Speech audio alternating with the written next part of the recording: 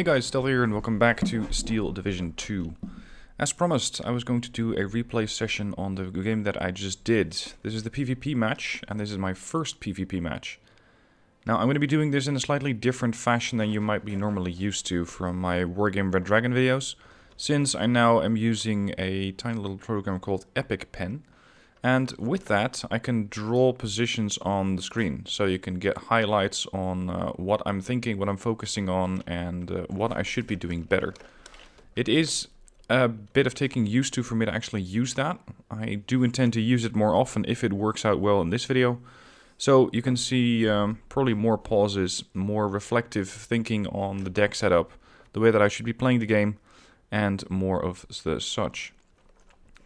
Now in this game it was a 4v4, I was playing a Russian armor deck and my objective was to go over here.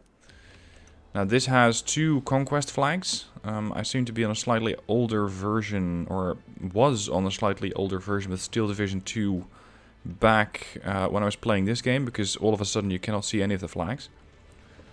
My allies over here did extremely well. They deployed a lot of stuff and were able to push all the way across. But I'm mostly going to deploy or analyze my own units. Thanks to everyone who gave me commentary on what I should be doing better. There were quite a few, you could almost say, basic things. Things along the lines of pre-battle setups, and with pre-battle setups I mean the way that my deck was set up.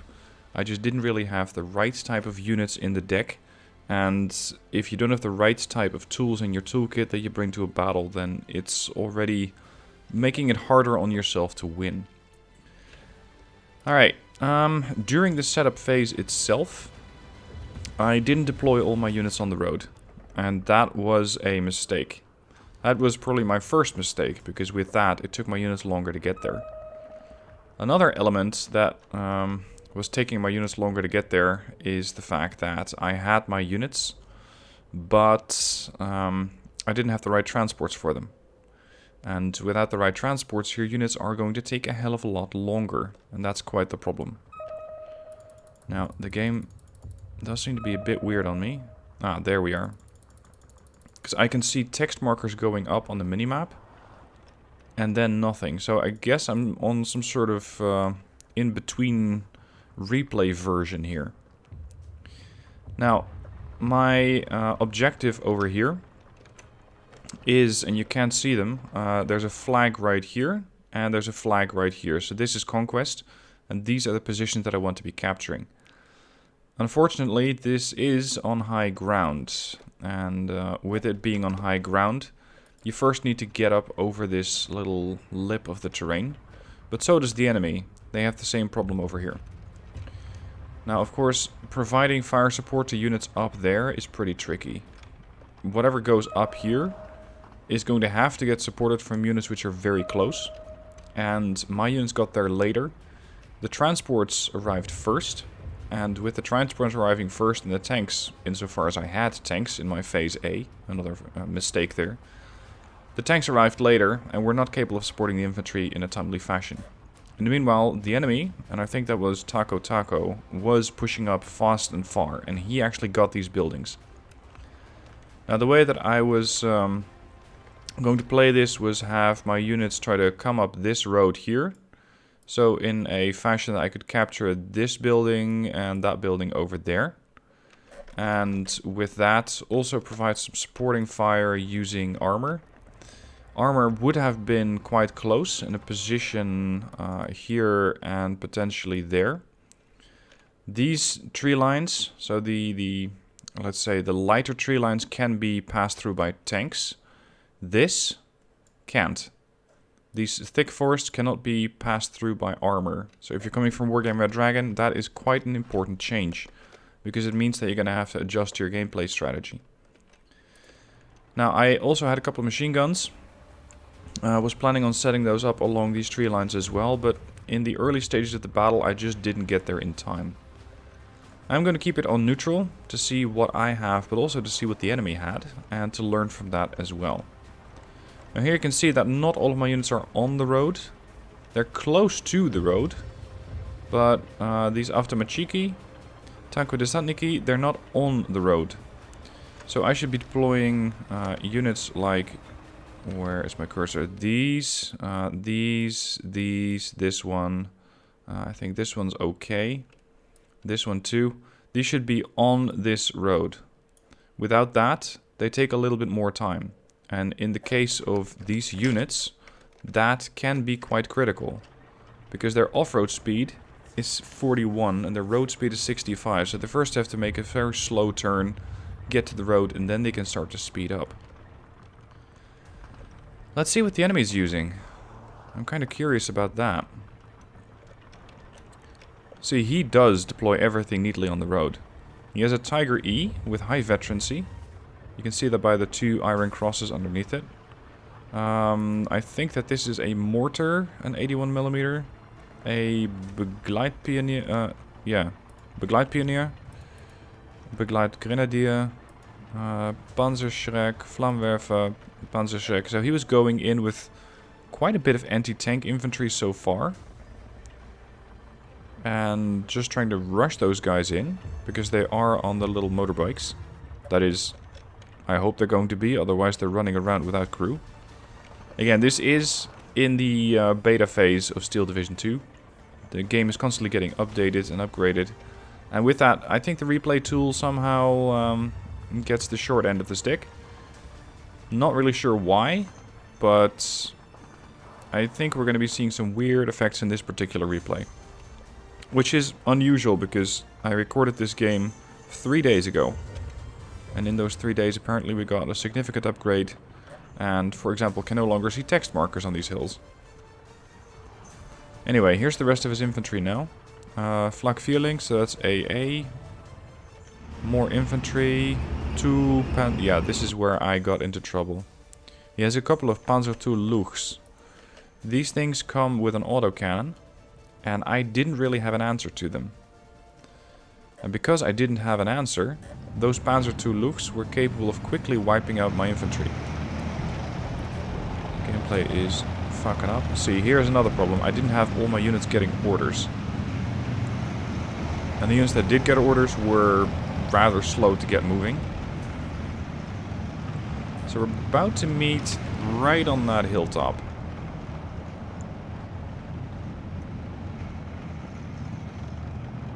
He's already firing.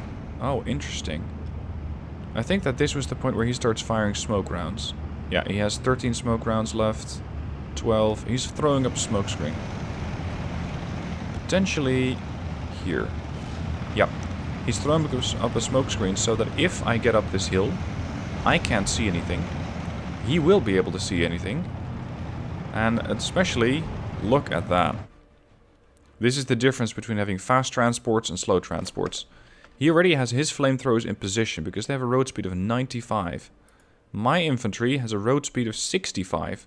So that is a third slower than the infantry that's already on that hill. And for that he's using the fast, relatively cheap transports like the transport truck, the BMW R75. So are these things actually crewed? Yeah, okay, so just in the setup phase they're not crewed. Okay, so these are rushing into position. He takes one flamethrower up in this building. One flamethrower probably goes over there. He also has his Panzerschreck set up so that if I come on with enemy, or if I come on with my infantry, I'm already at a disadvantage. This is where the shit hits the fan.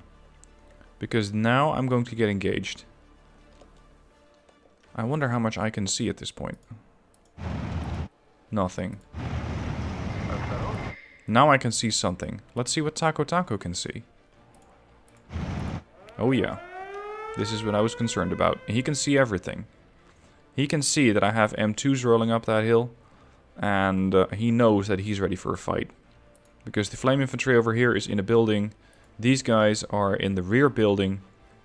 They have a range of 100 meters. So with that, they should be able to provide adequate support to units in their direct vicinity, such as the Begleitgrenadier. Panzerschreck over here and the Panzer II Luchs are now coming up. And these are going to be making life on my infantry quite miserable very, very quickly.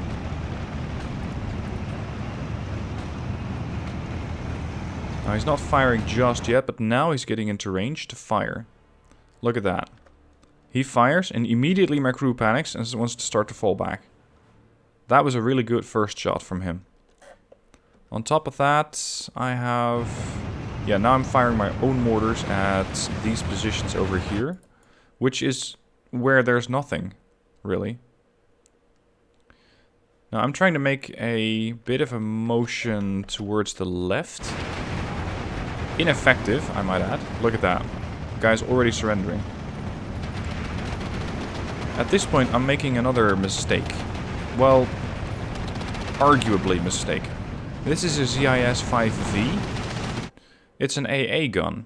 I'm using it in a direct anti-infantry assault role, and that's something that it can do.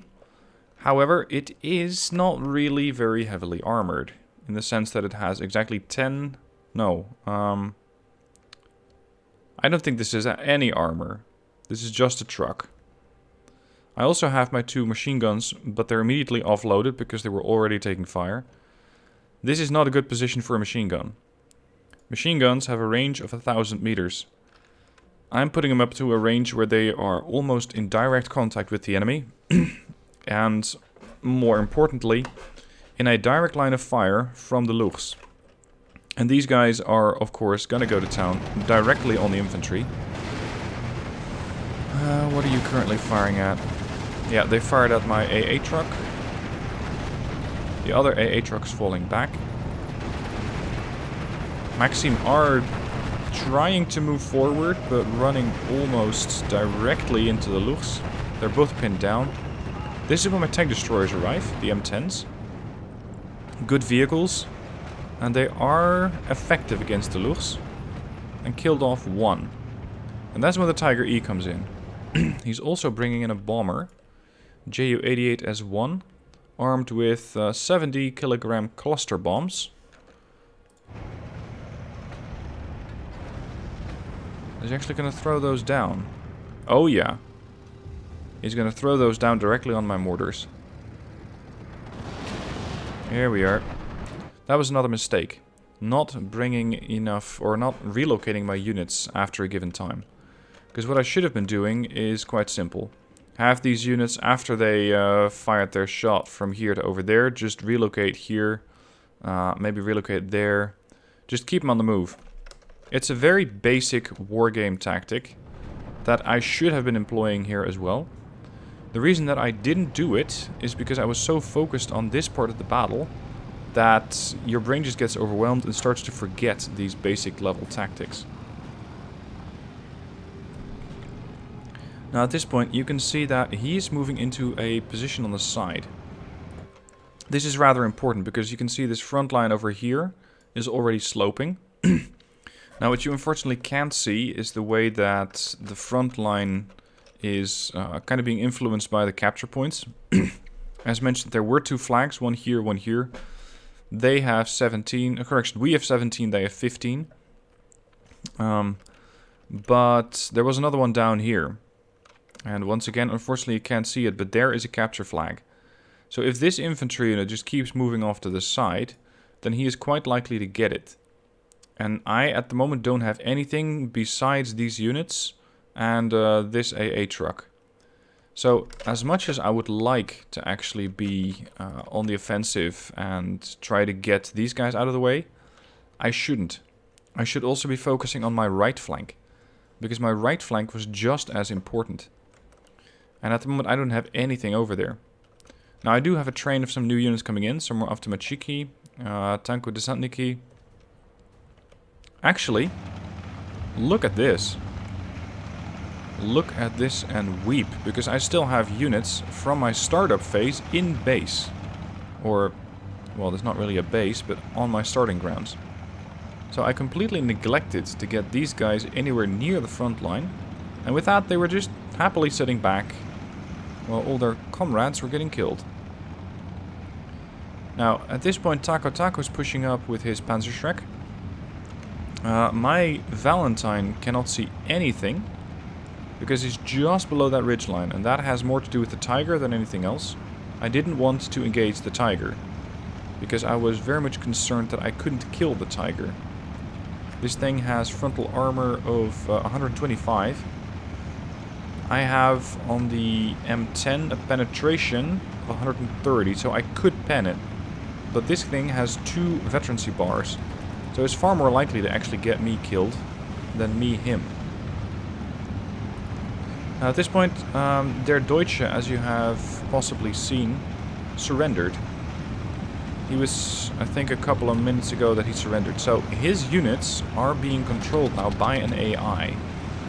And this AI is making weird decisions, such as rushing vehicles right through my lines.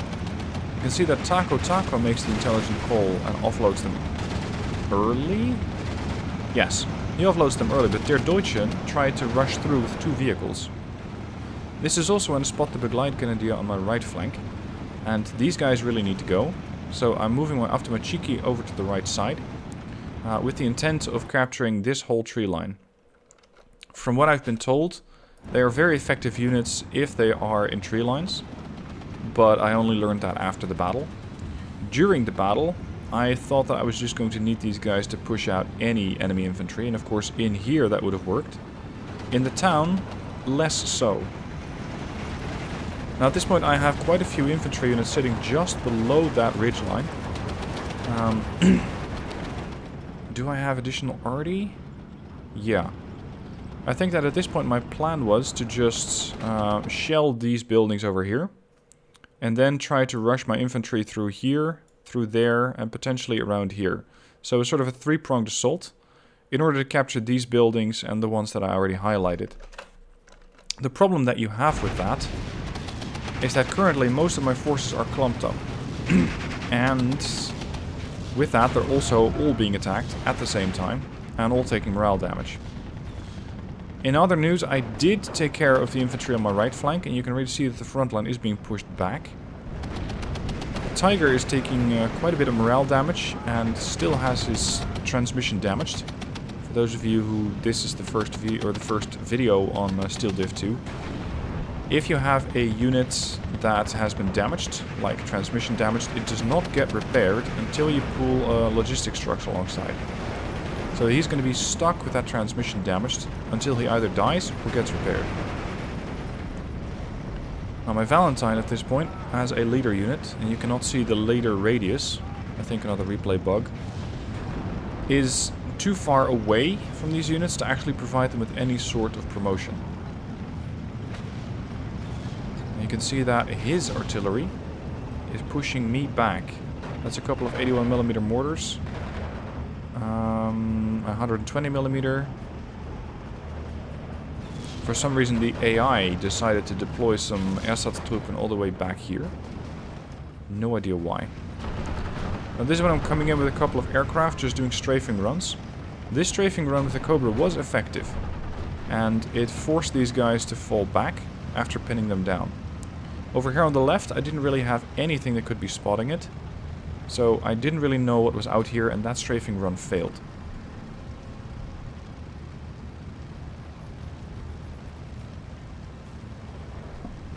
Okay, we have another aircraft coming in. That's another Cobra. Once again doing strafing run, this time on these Begleitpionier. And with that, I hope to be able to stun them enough so that either my Tanko Desantniki can finish them off or fall back. I also have some Oknomechiki. These guys are armed with a flamethrower, but from this position they won't actually be doing anything. Should have moved those into the forest, and with that allowed them to be effective. Now you can see that Taco is making another push. And this is something important. I'm currently sitting over here and here and here, and he is not just going for 1 or 2 positions, he's going for all of them. So he attacks with these Grenadier, these, and they're being backed up by anti-tank infantry should I have some sort of armored vehicle up here. So instead of my half-assed attempts of going for 1 or 2 areas, so like I was doing here and there, he's going for the whole line, which is currently far more effective. I still have my M10, I still have my Valentine, and I do have some reinforcements inbound. I also have an anti-tank gun over here, but I didn't think to offload it. Now I do, but this is too little too late. And it's immediately taking artillery fire, so he can definitely see that. Let's have a quick look at what he can see. Yeah, he can see my Maxim, he can see my artillery or my anti-tank weapon. You can see there's a big gash in his lines. I don't really know why, because I didn't have anything over there. Yeah, that's the presence of these Aftermachiki. They're somehow projecting a bit of a dash in his lines. But it's not really that threatening, because this flag is still his. Again, you can't see it. And these two are also still his. Now, one of the advice that, or one of the suggestions that you guys gave me is, if you have a hardened position, go around it. Which is a very good idea and very simple concept. And I was so focused on this whole region, just my own little AO, that I completely forgot to check what the other side of the map was doing. The other side of the map, especially the middle area, is so aggressive, XV-104, that he's almost made it to the other side of the map. Look at the amount of terrain that he captured. You can kind of make out the front line here. It goes like this, I think. That's the front line that we now have. So XV-104 has done a significant amount of damage to the enemy, and of course the fact that one of the actual players surrendered, or left rather. And Taco has to take up the slack from being stuck with an AI. That's not helping. Now you can see that Taco does have some units over here as well. So he's no longer just focusing on pushing me back. That actually allows me a little bit of time and more focus on my area. Because with his focus divided and mine not, I have a bit of a battlefield advantage. I don't really have an advantage in the sense of units currently. I believe that we have just 15 seconds left till phase B. That happens after 10 minutes if I'm not mistaken. My units over here did survive that shelling. They're not too happy about it, but they are getting back on their feet. So my anti-tank gun over here is standing by. And you can see it can aim pretty far to about this line. But if he plays his cards well, then he's never going to move that Stuk 3 too close. I also have anti-tank infantry. However, this is the wrong type. This is the PTRS-41. Now, quick comparison. This is the Panzerschreck, or at least they're armed with the Panzerschreck. These have a penetration value of 200. They do a lot of damage, and they can penetrate almost every armor. The PTRS-41 have a penetration on that anti-tank rifle of 35 millimeters. This Stuk has a frontal armor of 70, side and back armor of 30, but I'm never going to get to see that until that thing turns tail and runs away. So with that, these are completely useless against anything other than supply trucks or infantry units, or sorry, infantry trucks that are bringing in additional infantry. Mistake. Should have brought additional and much improved infantry that could deal with enemy armor. Now this is when I'm engaging the infantry, and there's a lot of them. I'm not sure why these guys had them so close, but the fact that this is an AI probably didn't help. You can see that they are getting pinned down, but I'm not even sure by who, because it couldn't have been just that one Aftermachiki squad. The other Aftermachiki, or whatever's left of them, is also pushing in. I keep my Valentine a little closer. Half and half on a thinking of I can probably get these guys, and at the same time thinking I might be able to support them with this being a leader unit. I get away quite lucky here. One other mistake. The Valentine Comrotti is only armed with AP rounds. Aside from that, it has a Besa medium machine gun, I think.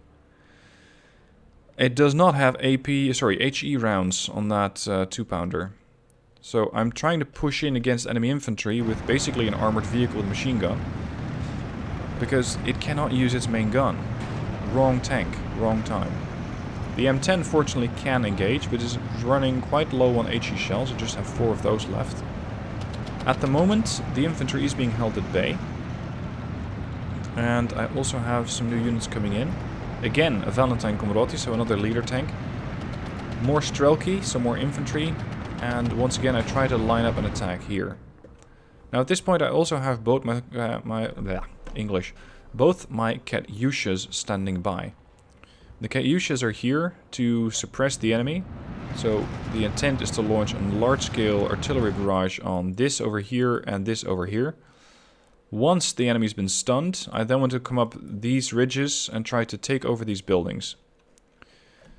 One problem, in Steel Division 2 you never know how much of the buildings are going to survive. Because buildings in this game are destructible. So another option for me, as opposed to trying to capture this area, would have been to just throw so much HE weaponry at it that I would have destroyed the buildings and deprived the enemy of their cover. That is, the building cover, because the tree lines are indestructible, as far as I've seen. Now it's definitely phase B, because I'm currently bringing in a lot of T-34s. These are T-34-85s, 1943. They carry 41 HE rounds and 10 AP rounds. So these tanks are very much built as support units, and not that good against enemy armor. Look at that, that's the Katyushas firing, and everything starts to get pinned down, falling back. The only one still stuck there is the Tiger E, which has been repaired and is getting boosted by this Pioneer Führer. Now I try to make a push. I got the M2A1, which is the transport that brought the Strelki in, pushing up. This is something that the Begleitgrenadier cannot do too much against, so instead they seem to be going after the Strelki. I have my 3 tanks rolling up. I take out the Tiger over there, the Stuk's falling back, Panther A is falling back. The rest of my infantry on the right side is also pushing up, and yet again I have infantry in these tree lines that I was not quite aware of. And once again I push up with the wrong vehicle, with the Commodity. So I should have used a different unit there. Now I try to push in fast, because these guys are already getting calmed down very, very quickly. That has to do with a high morale level, or high veterancy level. If these guys push in now, I might be able to kill them off because they're so close. The T-34-85 is not known for its high penetration, or at least not to me, but it does have 145. So it does have quite a bit of chances against enemy armor. The question is, who fires first? The Panther A fires first, kills off one T-34. The other T-34s are currently working over Grenadiers. The Panther fires again, damages the T-34-85. T-34-85 fires back and kills the Panther. And now I'm actually making progress, because now I can see that the front line's over there, where a moment ago it was more like this. So I'm definitely making progress over here. At this point another player left, so that means that his forces are also being controlled by the AI. So we have 2 actual players, Ivan the Homeless and Taco Taco, versus 2 AIs. Now, you might think that, oh, it's just an AI, so they're a bit of a pushover. I beg to differ. The AI is definitely not a pushover. They can really still put quite a bit of hurt on you. And I think for me personally it took 4 to 5 games, actually, no, more than 5 to 6 before I was able to kill, or win rather, in game against the AI. Now you can't quite see how much income I have at this point, but I was still flowing a lot of points. So another mistake that I made during this game is not spending all the points that I have. Just constantly bringing in more stuff. Constantly keeping the pressure up on the enemy. And this is something that you guys did mention to me in the gameplay commentary. Or in the comments. Something else that I'm not actually doing right now is suppressing the enemy with mortars. Because once again you can see that there's a Stuk 3 coming in, another Tiger E, leader at that. More infantry, and I still haven't cleared out this forest over here. So my tanks are just sitting here, not doing much of anything. All T-34-85s are dead, and the only thing that I have left is my Valentine, which is about to get kicked by the Tiger E over there. I fire, I get his gun jammed. Shooter knocked out for 2 seconds.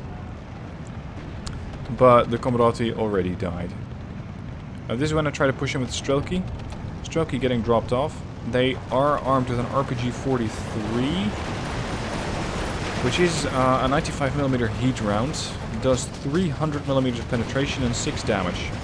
So if I can get the Strelky close enough, they're quite likely to immediately get a kill.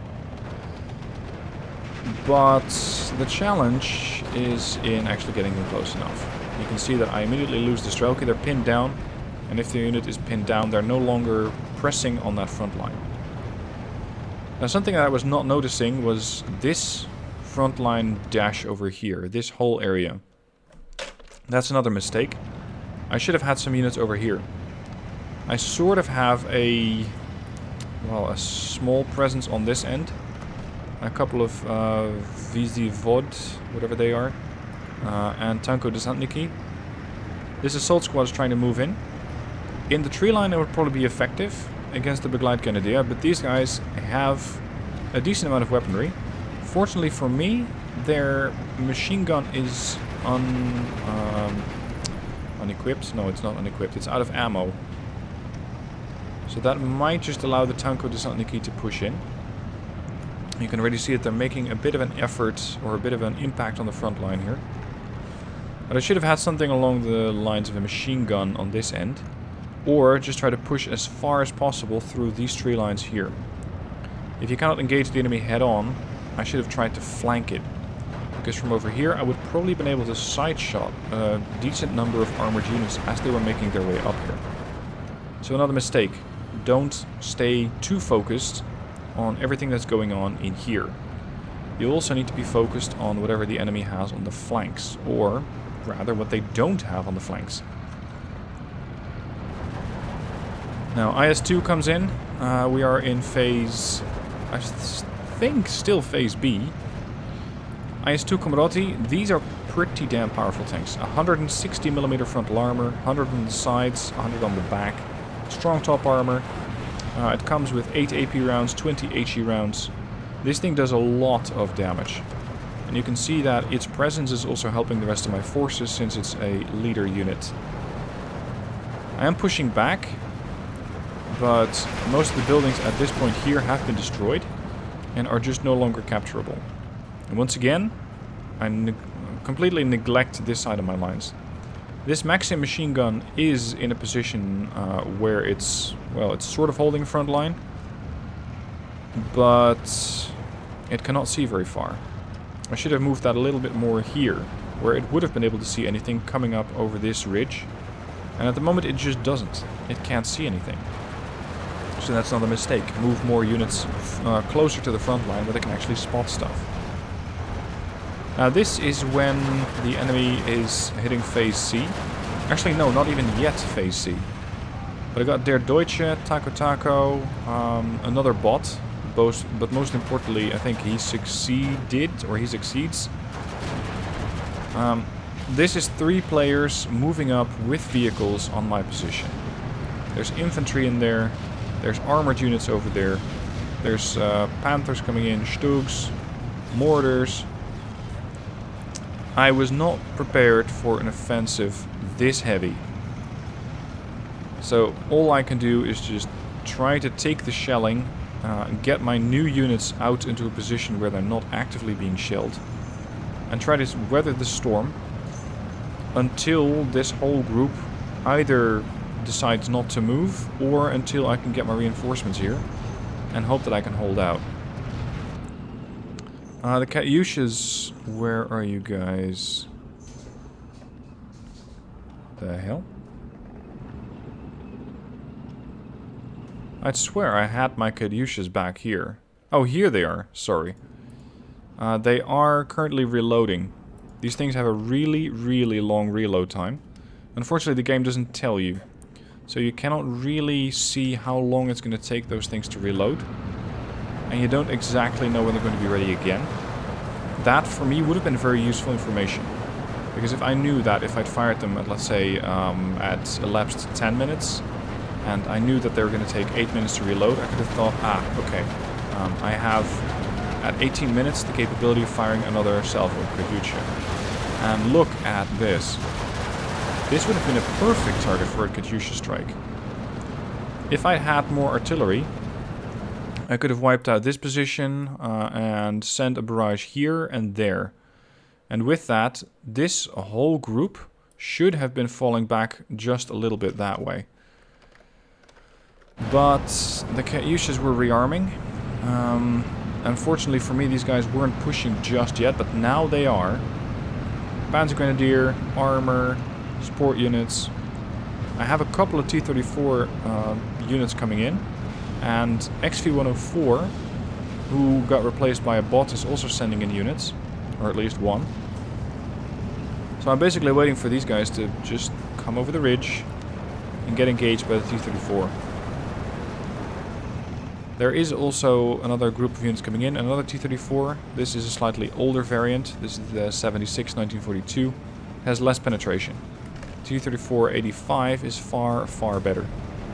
There's also the IS-2 Carbohydrate that I had to pull back because it was being suppressed. And there's another IS-2 1943. These things have 200mm of penetration. Let's see what the main difference is between these. I don't think there's too much. Yeah, so the IS-2 1943 and the IS-2 Leader are apparently the same tank. But holy crap. So much stuff is coming at me here. And the one advantage that I have is that it's all clumped together. So if I fire at this unit over here, the other Panzer Grenadier right next to it is also going to get fired at. And this is when salvation comes in the form of the Cautious. They're finally ready. I hit almost everything here. And everything's going to start to fall back. At this point I have no idea who's controlling these flags over here. The enemy, of course, is still pushing with artillery, so my units are trying to dash forward, but there's really not that much left to capture. But I might be able to capture that windmill. It is a group of sappery, which are both effective against enemy infantry and armor, so if I can get them into the windmill, I might stand a chance. I almost get there, and at that point I already lost half my squad. Fortunately for me, I was only playing a let's hold out as long as possible game, because at that point we had 23 flags and they had 9. So in 3.5 minutes the enemy loses the fight, and I was just trying to hold on here as long as possible.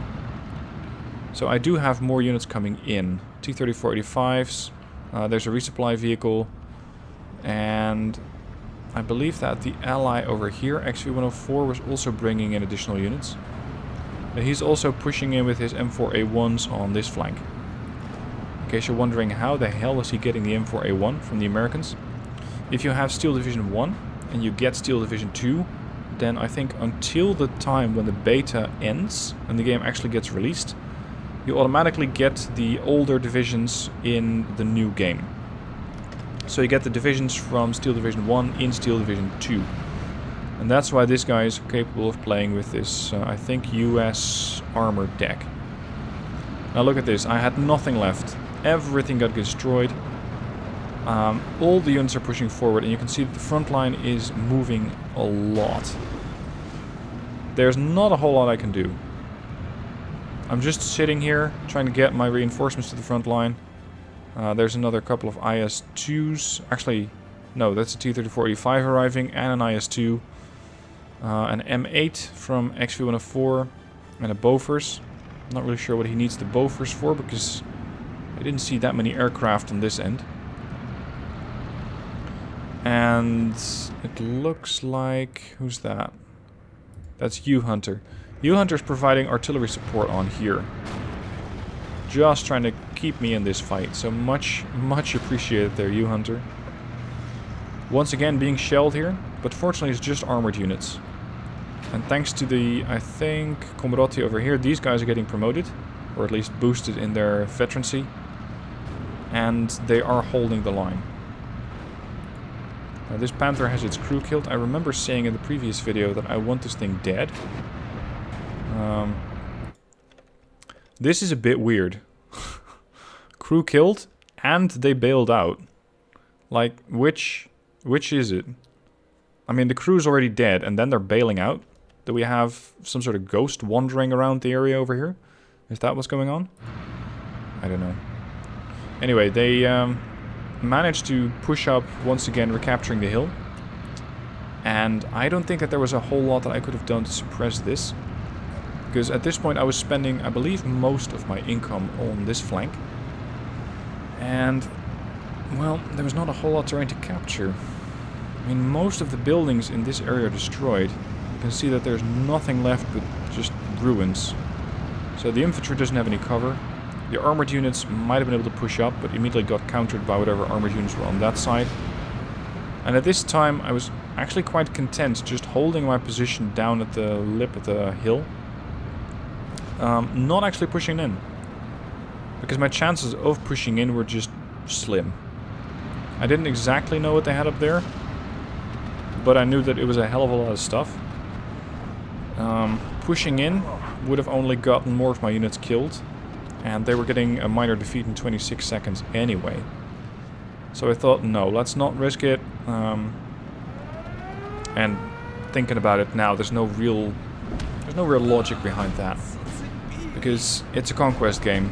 The number of points that you either kill or lose has very little consequence, other than your availability, of course. So I should have been pushing in here with these units, just trying to get some more damage in, but didn't really matter regardless, whether I did it or not. Now, team stats, I did get positive over there, 2600 versus 2345. But that was mostly also thanks to, who was it? Der Deutsche surrendering, meaning that an AI took up the slack here. And Taco Taco got distracted in the middle of the map. He did a hell of a job, because he got more kills than losses, and by a good margin as well. And not just that, but he also managed to pay attention to two flanks. That's a lot of work. So he played a really good game there. Anyway, to summarize, a couple of mistakes that I made. Make sure you put your units on the roads and give them orders prior to the start of the battle. This is something that you can do in Steel Division that you cannot do in Wargame Red Dragon, and I'm still trying to wrap my head around that. Aside from that, spend everything, or at least spend up to where you have maybe 100 or 150 points in reserve, so that if the enemy pushes somewhere you can still respond. But aside from that, it is not too critical to have huge reserves. It's more critical to spend stuff and make sure you can actually get those guys to the front line and keep the pressure up. And that's something I was not doing, so spend more. Relocating arty. This is another critical thing. I did not relocate my arty, aside from the Katyushas after they'd fired. And of course, the enemy immediately responded and cluster bombed my units, but they could have just as easily counter-batteried them.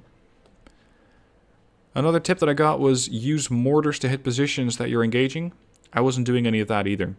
The only artillery salvos that I got were the first ones, then the Katyushas, and then 8 to 10 minutes later, Katyushas again. Also, I was very much focused on my own little area. I should have been probing a different area, additional lines, additional opportunities, and I didn't. Make sure you get more eyes or more information on the surrounding area. And finally, go around hardened positions if possible. I just was so focused on capturing that hill that I didn't even see any other options. This is some sort of battlefield tunnel vision that is really not beneficial to anybody. And of course, overall, use more commanders and more units, or more leaders. Wasn't doing that either. Now, that is my review of my own gameplay. Let me know what your thoughts are, and if you have any additional suggestions on things that I have missed. Also, let me know what you think about that tool that I was using to highlight positions, vectors of assault and stuff like that. It's the first time I'm using it, so I want to know if you guys like it, if it adds something to the replays, and if it's something that you would like to see again in future videos. And with that, it's the end of the vid, so thank you for watching. Don't forget to become a Patreon supporter and help my channel out with that. And aside from that, I shall see you soon for more videos.